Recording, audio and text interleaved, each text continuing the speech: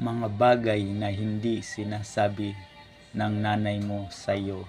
Number 1, umiiyak siya nang hindi mo nalalaman. Number 2, mukha siyang matapang pero ang totoo, takot siya. Number 3, masakit para sa kanya kapag nakikita kang nasasaktan at di naibibigay ang mga gusto mo. Number 4, okay lang na magutom siya, wag lang ikaw. Number 5, inuuna kanya bago ang kanyang sarili. Kaya tandaan mo, walang sino man ang makakahigit sa pagmamahal ng isang ina. Tunay, taos-puso at panghabang buhay.